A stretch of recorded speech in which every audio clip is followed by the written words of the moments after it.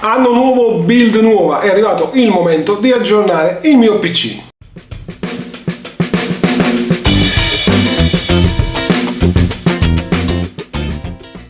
Ciao ragazzi, come vi dicevo in apertura, è arrivato il momento di aggiornare il mio computer, quindi ho preparato una nuova build e ho deciso di partire con quelle che sono le ultime novità in campo appunto di hardware.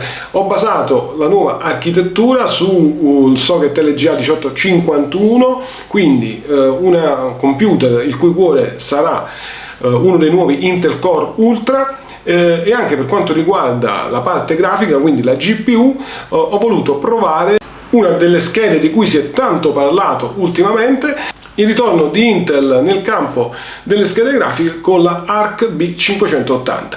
Ora vi faccio vedere tutto il processo di build passo dopo passo, dopodiché vado a fare le mie considerazioni.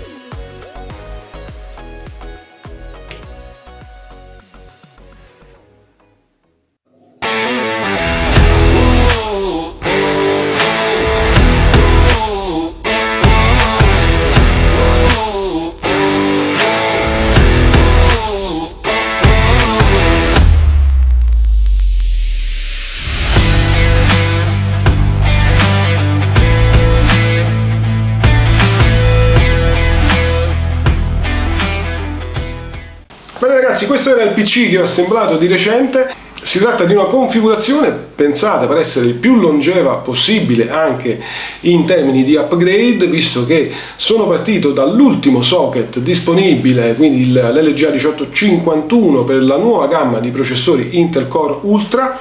Allora ragazzi, per quanto riguarda il processore, l'Intel Core Ultra 5 che ho installato in questa build, ovviamente non ho riscontrato nessun tipo di problema. È un processore che non mi ha dato nessun cenno di cedimento, sia nell'utilizzo di home office, visualizzazione di video in streaming, utilizzo di CAD e anche gaming.